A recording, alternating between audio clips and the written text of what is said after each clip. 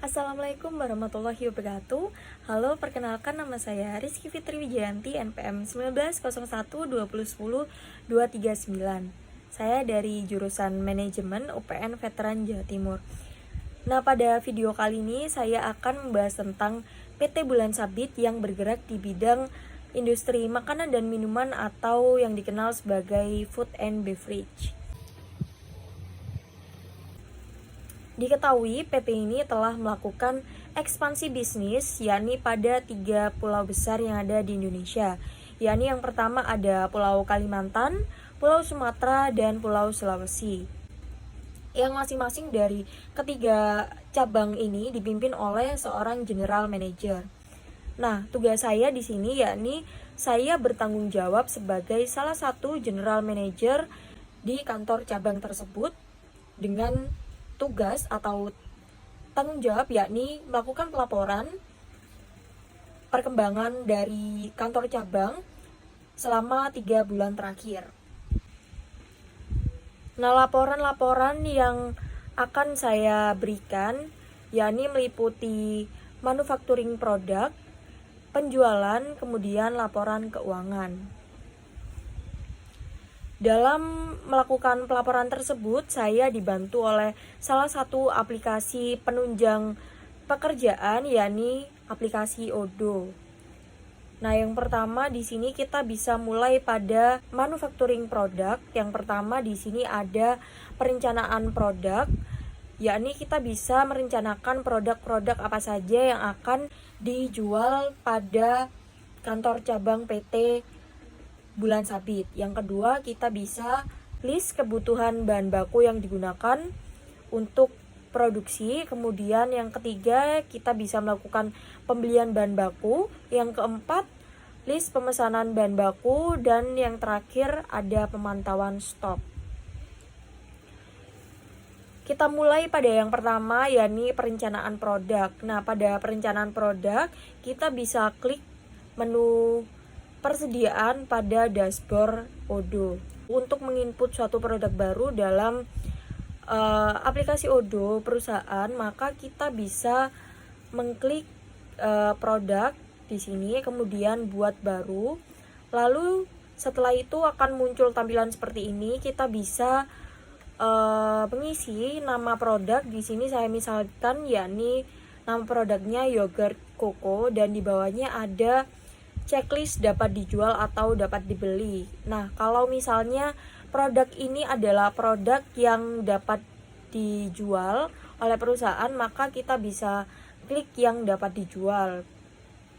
Kemudian pada informasi umum kita bisa tambahkan yakni tipe produknya, kemudian harga jual maupun harga modalnya dan lain-lain. Nah, selanjutnya di menu persediaan kita bisa memilih rute dari operasi. Nah, karena ini adalah suatu produk yang bisa dijual perusahaan, maka kita di sini bisa klik yang pabrik. Selanjutnya di sini ada list kebutuhan bahan baku. Nah, di kebutuhan bahan baku ini sama saja seperti yang sebelumnya. Untuk menginput suatu bahan baku baru, maka kita bisa klik produk, kemudian kita buat baru. Lalu di sini kita bisa tambahkan nama, yakni seperti di sini saya contohkan susu murni. Kemudian karena di sini adalah produk yang dibeli oleh perusahaan sebagai bahan baku, maka kita klik dapat dibeli, kemudian kita masukkan nominal dari modalnya yakni sebesar 3.500 per produknya. Kemudian pada menu persediaan, karena ini adalah produk yang kita beli, maka pada rute operasinya kita bisa klik buy atau beli. Nah, untuk update kuantitas kita bisa menginputnya secara manual dengan klik pada produk tersebut atau pada produk yang tadi, yakni pada bahan baku susu murni di sini. Kemudian kita klik update quantity. Lalu di sini akan muncul tampilan seperti ini dengan kuantitas di tangan yang baru, yakni saya contohkan di sini ada 300 unit, kemudian klik apply. Nah, setelah klik apply maka kita bisa menyimpannya, dan secara otomatis maka on hand units atau unit yang ada di perusahaan itu ada 300 buah. Kemudian di sini ada list keseluruhan produk pada inventory perusahaan. Di sini ada beberapa, ini masih tercampur ya, ini ada produk yang dapat dibeli maupun produk yang dapat dijual dengan total sebesar 32 jenis produk. Kemudian kita masuk pada menu pembelian bahan baku. Nah, untuk ke menu pembelian bahan baku kita bisa kembali ke dashboard, kemudian kita klik menu pembelian. Nah, setelah itu kita masuk pada dashboard dari pembelian. Kita buat permintaan penawaran baru di sini, kemudian kita masukkan nama pemasoknya siapa. Saya contohkan di sini nama pemasoknya Caca Marica, kemudian tanggal order dan penerimaan produknya itu pada tanggal 7 bulan 10 tahun 2021. Setelah itu kita masukkan add produk di sini. Produk apa yang ingin kita beli pada pemasok Caca Marica. Di sini yaitu saya contohkan, saya membeli botol packaging dengan jumlah 15.000 unit dengan harga satuan yakni Rp950 dengan total 14 juta sekian. Kemudian jika sudah, kita bisa klik simpan permintaan penawaran.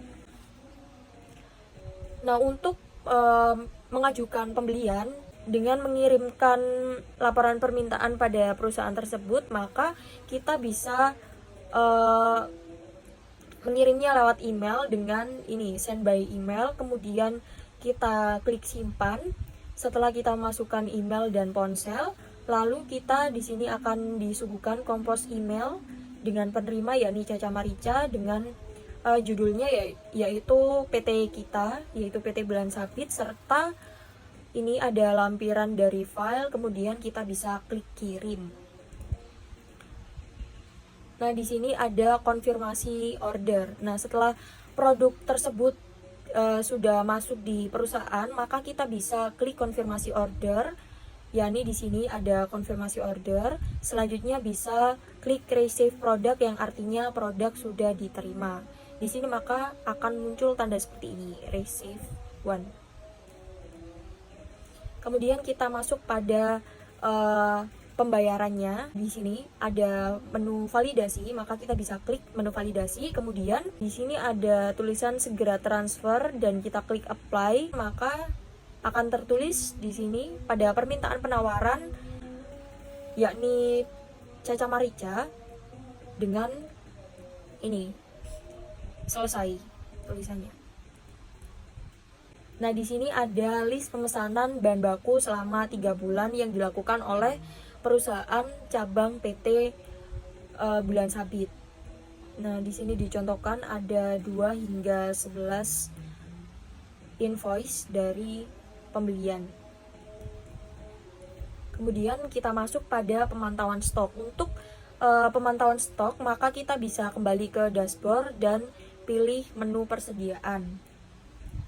Di sini tadi kan kita sudah membeli beberapa macam dari bahan baku. Nah, dicontohkan pada botol packaging yakni yang ada di tangan sebesar 52.000 unit.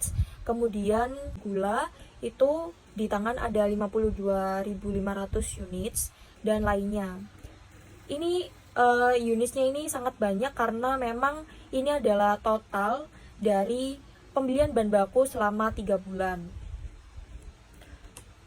Selanjutnya kita masuk pada penjualan produk. Nah, pada penjualan produk ini terdapat 4 tahapan. Yang pertama yaitu pencatatan order penjualan, kedua penerimaan pembayaran, ketiga pembuatan produk, serta yang terakhir pengiriman penjualan. Kita masuk pada pencatatan order terlebih dahulu. Nah, untuk pencatatan order maka kita bisa masuk ke menu penjualan. Setelah itu pada tampilan awal kita bisa isi di sini siapa customer yang memesan. Di sini dicontohkan ada Shana RZ, kemudian expiration tanggalnya sama syarat pembayarannya, payment terms itu. Di sini kan karena ini penjualan kredit, maka saya contohkan syarat pembayarannya yakni 30 hari. Kemudian kita bisa klik add product. Ini ada 3, yakni cake roll rasa blueberry, choco, dan matcha dengan masing-masing kuantitas yang tertera dan jumlahnya yakni 1.500.000 sekian. Untuk format ordernya kita dapat mengirimkannya kepada customer yakni melalui email dengan langsung klik ini send by email, akan muncul seperti ini, lalu kita klik send. Kemudian untuk create invoice dari pembelian tersebut, maka kita bisa klik ini create invoice, kemudian di sini ada regular invoice, lalu create and view invoice. Maka setelah dilihat invoice dari pembelian Shana RZ adalah sebagai berikut, yakni dengan payment terms selama 30 hari. Yakni untuk melakukan konfirmasi pembayaran, maka kita bisa klik register payment di sini atau pendaftaran pembayaran. Kemudian kita bisa masukkan pada jurnal ini dilakukan via apa? Bisa via tunai atau via bank. Di sini saya contohkan via bank. Kemudian amount ini DP dari pembelian tersebut, di sini saya contohkan ada 500.000 DP-nya. Kemudian payment difference-nya atau sisa dari kekurangan biaya yakni ada 1.020.000. Kemudian kita bisa klik create payment, lalu setelah itu kita bisa lihat di sini ada status partial atau maksudnya ini pembayaran masih belum lunas. Nah, untuk melunasinya maka kita bisa klik register payment lagi, kemudian kita masukkan di sini jurnalnya apa, lalu amount-nya berapa, pembayarannya dia, kemudian kita bisa create payment, lalu di sini telah menunjukkan ada status in payment atau pembayaran sudah lunas. Nah, kita bisa melihat preview dari invoice tersebut, yakni di sini kita bisa melihatnya. Pada penjualan secara tunai ini tadi sama saja dengan penjualan secara kredit, yakni kita masuk pada penawaran baru, kita klik nama pelanggan, kita masukkan nama pelanggannya siapa, lalu expiration serta syarat pembayarannya di sini, yakni karena penjualan secara tunai maka kita bisa isi di sini secara kontan. Kemudian masukkan produk yang dipesan beserta kuantitasnya, lalu kita bisa klik simpan dan ini kita bisa mengirimnya ke pelanggan. Kemudian untuk create invoice, yakni di sini bisa klik create invoice, kemudian regular invoice, lalu create and view invoice, maka akan muncul secara otomatis invoice dari penjualan yang dilakukan oleh Mahesa BE. Selanjutnya ada konfirmasi pembayaran. Nah, untuk konfirmasi pembayaran kita bisa klik konfirmasi pembayaran, kemudian di sini jurnalnya yakni secara cash atau tunai, kemudian jumlahnya di sini ada nominal dari total pembelian. Kemudian bisa klik payment. Lalu kita bisa lihat di sini statusnya sudah in payment karena sudah dibayarkan secara lunas, dan preview yang menunjukkan invoice dari pembelian oleh Mahesa BE. Nah, kita masuk pada pembuatan produk. Untuk pembuatan produk dari pesanan, maka kita bisa masuk ke menu pabrik. Pada menu pabrik, kita bisa membuat pesanan manufaktur baru. Kemudian kita masukkan produknya apa. Seperti tadi yang dipesan oleh Mahesa BE kan milk choco. Nah, di sini produknya milk choco, kuantitasnya yaitu ada 400 units. Kemudian ada schedule, yakni tanggal dari pesanan manufaktur, kemudian bahan-bahan yang digunakan untuk pembuatan dari produk tersebut. Di sini ada botol packaging, gula, perisa coklat, susu murni, dan lainnya. Nah, setelah itu kita bisa klik confirm, Lalu jika sudah benar, maka kita bisa klik di sini mark as done. Kemudian akan muncul di sini seperti ini. Berarti manufaktur tersebut sudah selesai. Nah, di sini ini ada cost analysis yang artinya itu kita bisa melihat data dari rincian dari pembuatan manufaktur tersebut atau bills of materials-nya. Di sini dapat kita lihat bills of material dari pembuatan 400 unit milk cocoa, yakni dengan total cost sebesar 2.080.000 dan total cost per unitnya yakni sebesar 5.200 rupiah. Nah, dapat dilihat di sini kalau kita sudah melakukan manufacturing produk, maka produk akan secara otomatis masuk pada persediaan, yakni di sini milk choco dengan harga 6.200 dan di tangan sebesar 400 unit. Kemudian pada pengiriman penjualan, di sini kita bisa kembali ke dashboard awal, lalu kita klik pada menu penjualan. Nah, setelah itu kita masuk pada ini, di sini menu pengiriman pada salah satu penjualan, lalu di sini ada validasi untuk melakukan pengiriman penjualan dan klik apply. Karena produknya sudah tersedia, maka bisa divalidasi ya. Kalau produknya belum tersedia, maka kita bisa melakukan manufacturing terlebih dahulu. Nah, di sini status dari pesanan telah menunjukkan selesai. Di sini ada beberapa dari rekap data penjualan yang dilakukan oleh cabang PT Bulan Sabit. Nah, yang terakhir kita masuk pada laporan keuangan perusahaan. Setelah kita melakukan manufacturing dan penjualan, maka kita bisa melihat laporan keuangannya, yakni dengan kembali ke dashboard awal, kemudian klik menu akuntansi. Nah, setelah muncul, maka di sini terlihat pada tampilan awal kita disuguhkan ini ada customer invoice, vendor bills, cash, bank dan lainnya. Dengan tertera yakni ada jumlahnya di sini pada masing-masing bagian dari akuntansinya. Nah, untuk melihat dari laporan keuangan perusahaan secara detail, maka kita klik pada menu pelaporan, lalu kita bisa pilih, yakni ada laporan umum yang berisi tentang laba rugi, saldo, executive summary, cash flow statement, dan lainnya. Nah, misalkan ini kita melihat dari executive summary oleh perusahaan selama tahun 2021, dilihat di sini bahwa executive summary adalah rangkuman dari seluruh kegiatan atau dari keuangan perusahaan. Di sini pada cash 0, selanjutnya yakni profit yang didapatkan oleh perusahaan, yakni dengan pendapatan total senilai 152 juta. Kemudian saldonya menunjukkan bahwa piutang perusahaan di sini ada 38 juta sekian, kemudian aset bersihnya sebesar 150 juta sekian.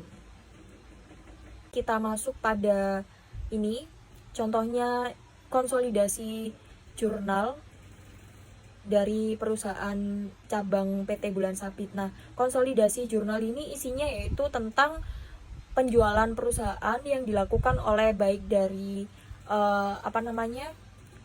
pembayaran secara cash maupun pembayaran lewat bank. Dengan detailnya di sini disediakan, yakni detail per bulannya dari bulan Oktober, November, dan Desember itu totalnya sekian. Yang terakhir di sini ada laporan laba rugi yang menunjukkan bahwa di sini net profit atau profit dari perusahaan yakni sebesar 152 juta sekian. Sekian yang dapat saya sampaikan untuk laporan dari cabang perusahaan PT Bulan Sabit. Kurang lebihnya saya mohon maaf. Akhir kata, wassalamualaikum warahmatullahi wabarakatuh.